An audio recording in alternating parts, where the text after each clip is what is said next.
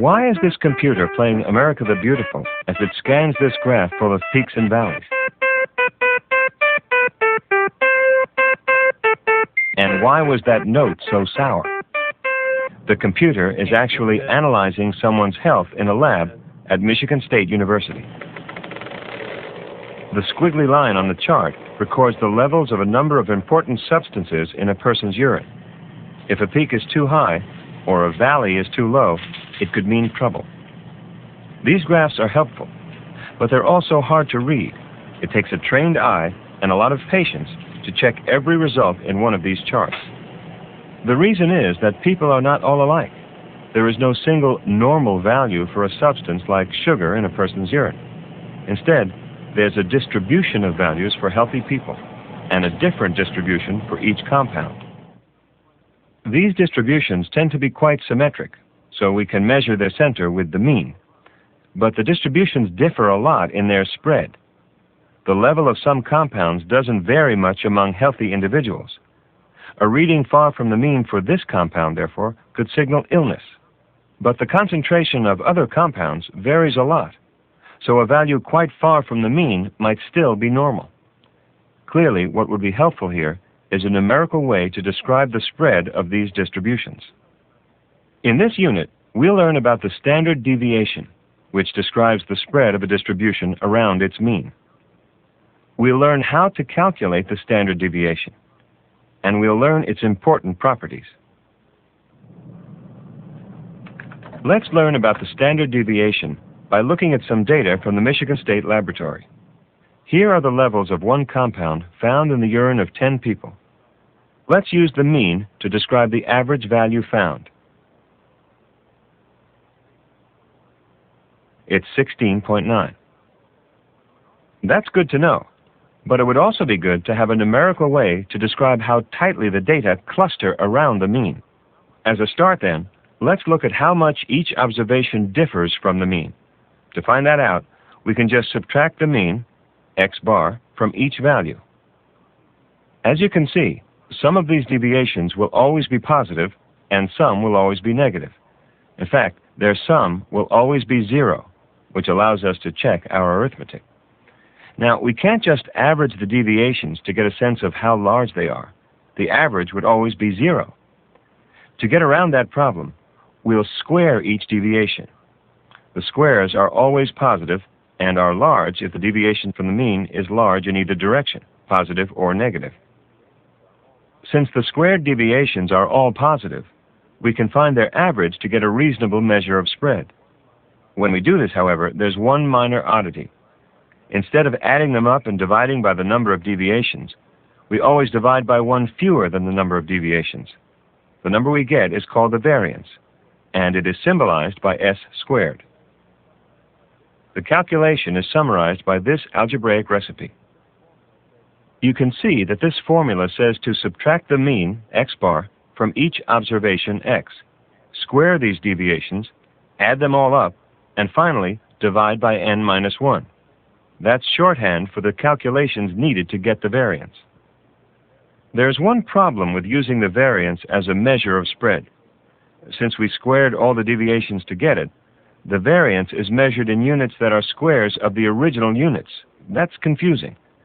So we just take the square root of the variance to bring us back to the original units. The square root of the variance is called the standard deviation. It's the measure of spread that usually accompanies the mean in describing data.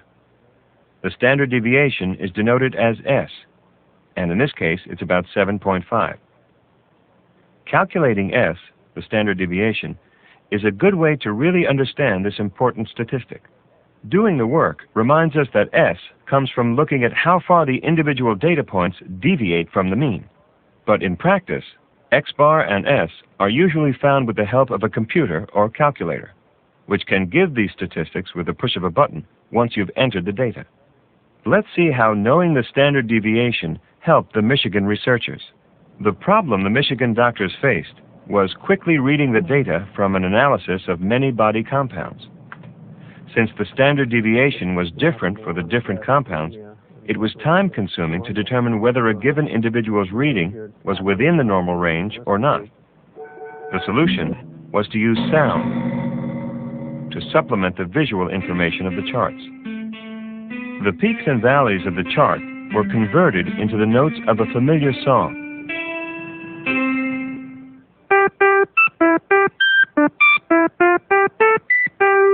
If the value was within the normal limits as determined by the standard deviation, the notes together play a familiar tune.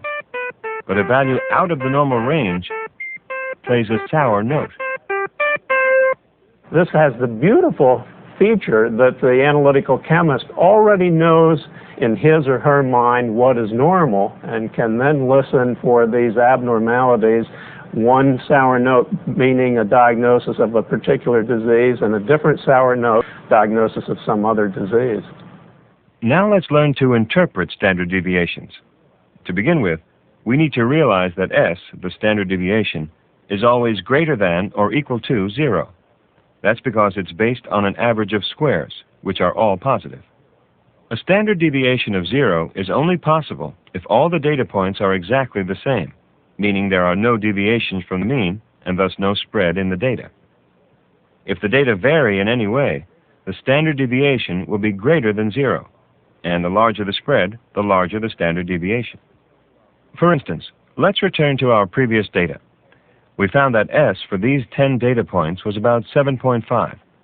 Now let's look at the values for a different compound, using the same patients. The mean in this case is almost the same as before, 16.2 as opposed to 16.9. But here the spread appears to be smaller, and calculating the standard deviation confirms it. Here S is only 1.9, which is a small deviation indeed, given these units. You'll meet the standard deviation often as you learn more statistics, so let's look at some of its important features. First, S only measures spread about the mean. It should never be used with the median. Second, S is always either 0 or greater than 0. It can never be negative. Finally, remember how the mean could be pulled up by one large observation? The same is true of the standard deviation. A single outlier can raise the standard deviation a great deal, distorting the picture of spread. Now you know two numerical ways to describe the center and spread of a distribution: the 5-number summary and the mean together with the standard deviation. The 5-number summary generally gives a clearer, brief picture of a distribution. In general, you should only use the mean and standard deviation when you know that your distribution is roughly symmetric with no outliers. Despite this restriction, the mean and standard deviation are much more commonly used than the median and 5-number summary. The reason is that many natural phenomena can be described by a particular kind of symmetric distribution called the normal distribution. And for such distributions, the mean and standard deviation are just the right measures of center and spread.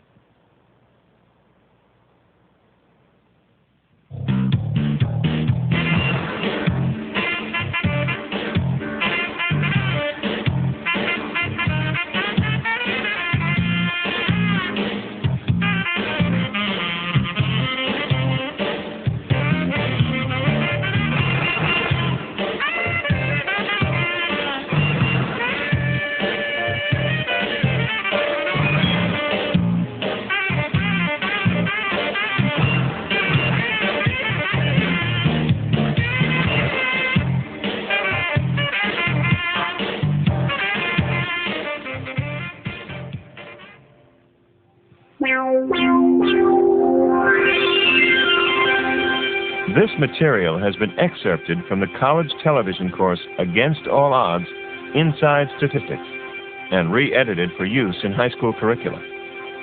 Against All Odds is funded by the Annenberg CPB project.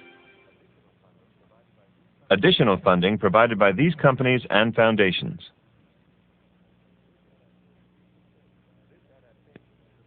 This adaptation is supported by a grant from the National Science Foundation.